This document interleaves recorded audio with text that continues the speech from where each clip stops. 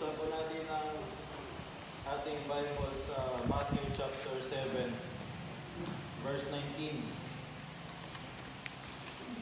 Matthew chapter 7, verse 19.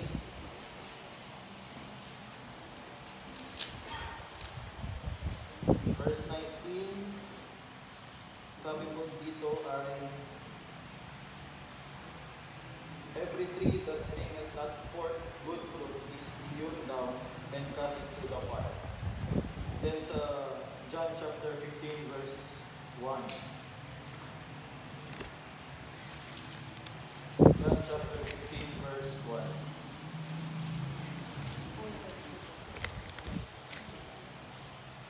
Sabi po dyan, I am the true vine, and my Father is the husbandman. Let's pray. Panginoon, maraming po salamat sa opportunity na pinagkalat po ninyo sa akin, sa pagtiwala po sa Panginoon to deliver your message, Panginoon.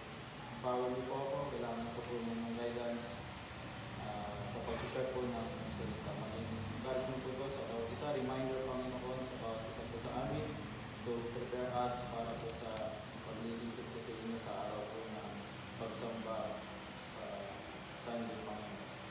Gusto po ang pag-aaralan, patawa po sa kasalanan at sa mga karunya po, Panginoon. Linisin po kami ng malayang pumilis po ang inyong salita po sa amin. Tagin po po sa inyong likuran na kayo po ang may taas, mag-glorify at makita po kami. Sa pangalan ni Jesus, Amen. God takes care of His children like a husbandman takes care of his vineyard. So, tayo po ay vineyard ng ating Panginoon. Wala pong husbandman na may gusto sa isang puno na hindi namumunga. Ang isang puno po ay isang mean ng provision. Ito po ay source ng pagkain. Source para magkaroon pa po ng susunod na puno. Okay? And para po magkaroon ng mas maraming provision para po sa mga susunod pa na family or mga makakakinin na tao. So yan po ang isang puno. Kaya walang husbandman na may gusto sa puno na hindi namumunga. Ang Panginoon po, ang gusto niyo po para sa atin, tayo po ay mamunga. Yan po ay design sa atin. Dahil tayo ay tinaniman ng salita ng Diyos, so kailangan, dapat lang o tama lang na tayo po ay mamunga. Hindi man ngayon, hindi man next week, hindi man next month, basta tayo po ay mamunga. In God's time table. Wala po nagmamadali dahil wala namang puno na makikita na siya po ay nanginginig at pinipilit na siya ay mamunga. Wala po ngayon. Lahat po ay may proseso. God wants His children to be a blessing to others. Dahil ang husbandman gusto niya yung puno maging blessing sa mga taong nag-aalaga sa kanya. So ang Panginoon gusto niya tayo ay maging blessing sa ibang tao. Para tayo po ay maging blessing sa ibang tao, kailangan po natin mamunga. Dahil pag hindi po tayo mamumunga, ay wala tayong ibibigay sa kanila. Wala tayong ibibigay sa ibang tao. Dahil pag hindi po tayo mamunga, we cannot provide for others. So kailangan po natin mamunga. And to be a blessing to others means to be. Kailangan po natin magbigay. Huwag po natin misinterpret po, hindi po yung mga taong nagbibigay lang palagi, sila po yung laging nagiging blessing at namumuna. Okay? Dahil meron din namang mga tao na pag may dinari sa kanilang buhay, ay nagiging blessing din. Halimbawa na lang, si Brother Jason, ang halimbawa siya ay dating manginginom, pero tinanggal niya. So it's a blessing to us. Halimbawa lang, nakikita kasi. Halimbawa lang. Halimbawa, ikaw ay marites, o tinigilan mo. Siyempre nagiging blessing ka sa ating pastor. Dahil ang preaching ng ating pastor, ay dapat hindi tayo gossipper. And then sinunod mo yung preaching, siyempre blessing ka sa kanya. Dahil sinunod mo yung salita na. So hindi po lahat ng taong nang de-bless ay yung mga nagbibigay lang. May mga tao din po nagiging blessing through losing something in their lives. Kaya nga po, ang title po natin ngayong hapon na to, I would like to speak on the topic, blessing is be blessing. Be blessing. Maging dapat meron pong mababawas. Be blessing. To be a blessing, you have to be blessing. And therefore, you have to be a tree that bears fruit. To bear fruit, you must remove things that stop you from bearing fruits. You must be hewn down. Katulad po na pinasa po natin sa Matthew chapter 7, verse 19. You must be hewn down. Meron po isang beses, one time po nung ako po ay naglilinis doon sa parang bakuran. Nililinis ko po itong maliit na patubo pa lang po siya na halaman. Then, siguro medyo matagal-tagal na. Hindi siya namumunga, hindi siya tumutubo.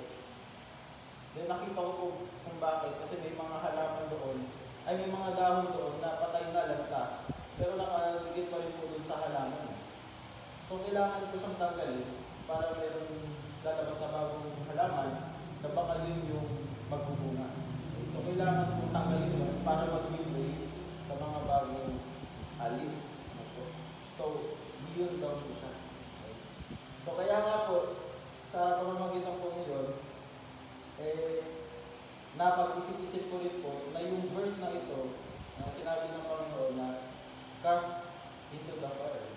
Kaya nga po yung pinag-uusapan po dito, dun sa verse, lilinawin po natin mamaya. Pero sabi ko dito, you must be hewn down. So, hewing down a tree is not easy. Lalo po kung malaking puno yan. So, kailangan po natin ng kagamitan. So, number one is kailangan po natin ng hardware. And when cutting down a tree, you need an axe or a chainsaw. Kailangan ng palakol or lagare. Kung ano man po yung mga pwedeng gamitin sa pagpupul ng puno. So, kailangan po natin ng hardware. Sa ating buhay po, kailangan po natin ng hardware ang salita ng God's Word to hew things down that slows us from bearing fruits. Diba? So, paano po natin malalaman yung mga bagay na kailangan natin tanggalin sa ating buhay?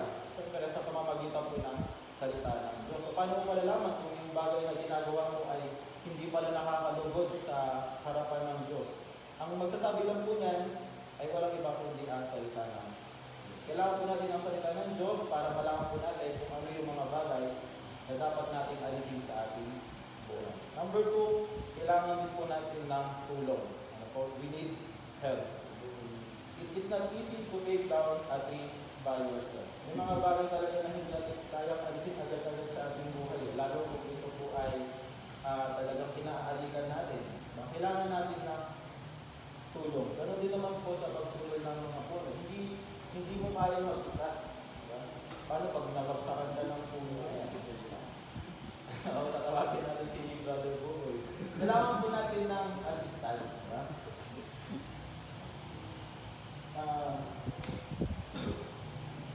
It is not an easy job to take down a tree by yourself. It's not easy, but it's not impossible. Yeah? Ang Panginoon po mag-provide po siya ng tutulong sa atin. At ang ipuprovide niya po na tao na tutulong sa atin, syempre, they're a blessing to us. Diba? Paano po yung nagiging blessing paano po sila nagiging blessing sa atin pag sila po ay tumutulong sa atin? They're blessing in their time for themselves. Sa kalagayan nila, syempre babawasan nila yung oras nila para sa kanila sa sarili kasi ibibigay nila sa iyo, natutulungan ka. So, they're being a blessing by lessening their time for themselves. Diba? Sinusunod po nila yung principle na being a blessing is be blessing. Yeah? For you to be a blessing, you need to less something from your own. Pag nagbibigay ka ng something naman, galing sa bulsa mo yan, syempre mababawasan yung nasa bulsa mo. Ganyan naman. You can do the same. Kung sila nagagawa ng tulungan, at pag tayo po ay tapos ng tulungan, we ought to help other people naman. Dahil ang design po sa ating ng Panginoon ay maging blessing sa ating mga kapatid. Be blessing of your pride and accept the help. You will be blessed and soon be a blessing. Siyempre, hindi mo makukuha yung tulong pag hindi mo i-accept yan. Kailangan natin tanggalin yung pride sa ating buhay para yung tulong na binibigay sa atin, ma-fulfill natin. Maipamuhay natin. Ganyan naman po. Minsan, hindi natin alam na i-preach na lagi ng ating pastor, hindi pa natin ina-apply. And then, yung tulong, manggagaling pa sa ibang tao. Akala mo sila yung nakatulong sa'yo, pero matagal na tayong binibigyan ng warning ng ating pastor. Last, in viewing down things in our lives, we need a holder. A husbandman will need a disposal for what he can hew down, hit in around the tree. Kailangan po ng paglalagyan. Kasi pag yung mga bagay na tinanggal sa atin, nandyan lang, babalikan natin yan. Halimbawa, ako, itigil ko na yung pag-iinom. Meron ka pa isang case sa bahay mo. Nandyan lang yan, pero itigilan mo na, nandyan lang. And then mamaya-maya pa isa-isa. Ubusin ko na lang ito. Pag naubusan ito, tama na talaga. Kailangan po natin alisin yung mga bagay mo. Halimbawa, worldly music. Meron ka pang swerte sa cellphone mo. Ito na lang talaga, hanggang mamatay na ako, hindi ko na dagdag ito. Andiyan pa, papakinggan mo tayo. So, we need a holder. Kailangan natin ng paglalagyan sa mga bagay na aalisin natin. Kanina po natin ilalagay. Walang iba kundi sa ating Panginoon. 1 Peter chapter 5 verse 7. Casting all your cares upon Him because He cared for us. Akala natin yung verse na yan, kung sino lang yung mahal mo, yun yung pagdadasal mo sa Panginoon. Hindi po. Pwede rin po natin ipasa Diyos yung mga bagay na nahihirapan tayo alisin sa atin. We need a place to put what's hewn down in us. We have to be blessing of the things removed from us. Huwag na po tayong magluksa pa sa mga bagay na inalis natin. Okay?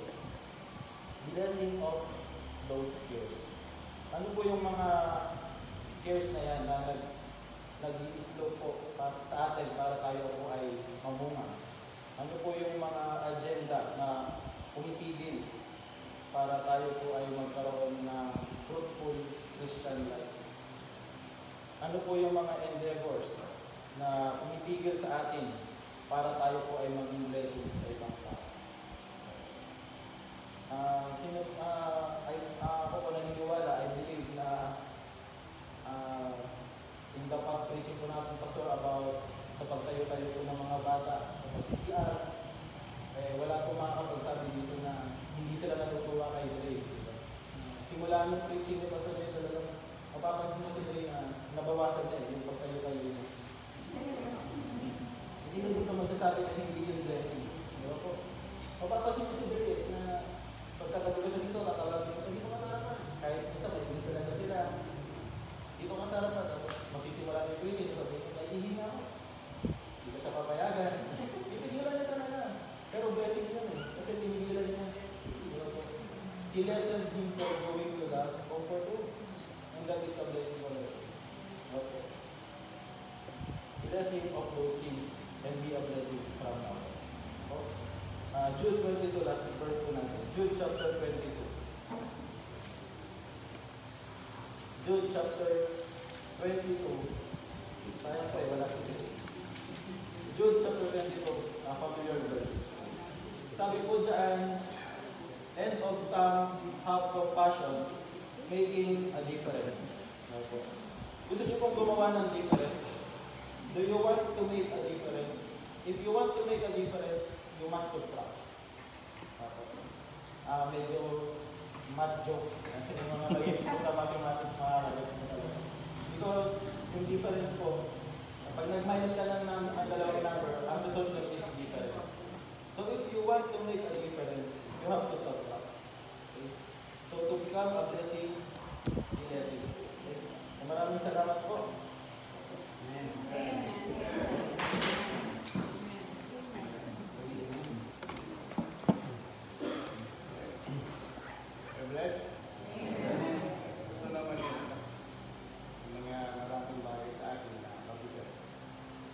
kailangan alisin. Kung gusto natin maging pagpapala, may mga bagay sa buhay natin na